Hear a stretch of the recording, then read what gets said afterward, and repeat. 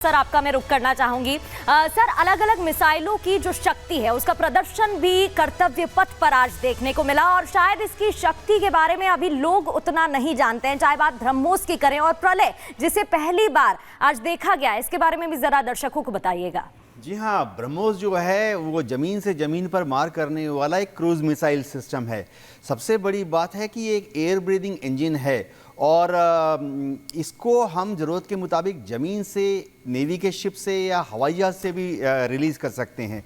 Typical BrahMos जो है वो 300 से 450 किलोमीटर की दूरी से दुश्मन को ध्वस्त कर सकता है। इसमें ज़रूरत के मुताबिक हम एक 500 किलो का या 1000 किलो का वॉरहेड लगा सकते हैं।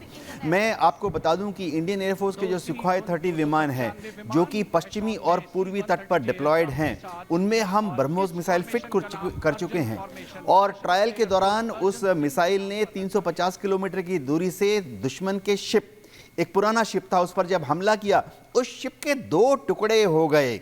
ये दर्शाता है कि अगर सुखोई 30 चाहे तो वो 2000 किलोमीटर ऐसे ही जा सकता है समुद्र के अंदर, हिंद महासागर हो, अरब सागर हो या bay of Bengal. Air to air refuelling से तो वो 4000 किलोमीटर तक जाके 4000 किलोमीटर वापस आ सकता है। दिखाता है कि कितनी बड़ी रेंज है ब्रह्मोस प्लस सुखोई 30 की।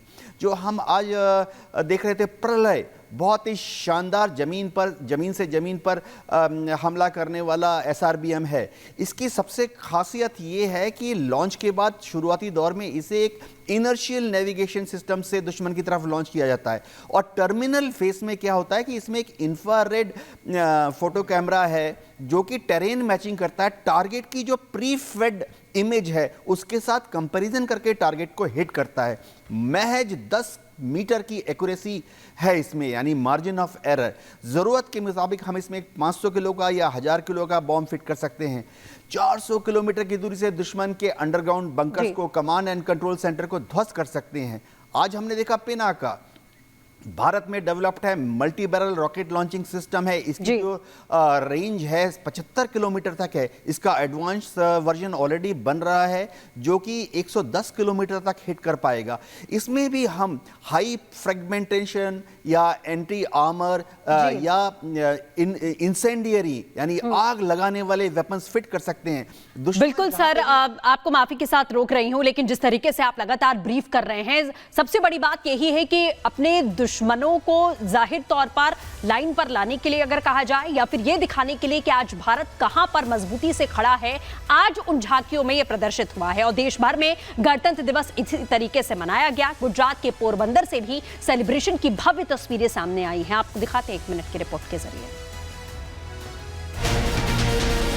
26 जनवरी 1950 को भारत का संविधान लागू हुआ था, यानी आज से 76 साल पहले भारत के लिए अपना विधान लागू होने का दिन था।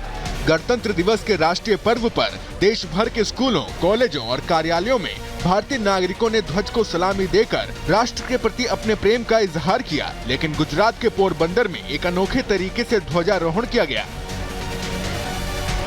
यहाँ एक सी स्विमिंग क्लब ने समुद्र में साहसिक भावना के साथ देशभक्ति का इजहार किया है।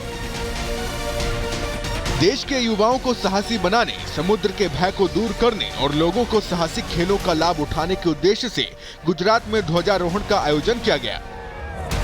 गांधी भूमि पोरबंदर में समुद्र में राष्ट्रीय ध्वज फहराकर गणतंत्र दिवस का अनूठा उत्सव मनाया गया। साथ ही राष्ट्रीय ध्वज को सलामी भी दी गई। Bureau report, Republic Bharat.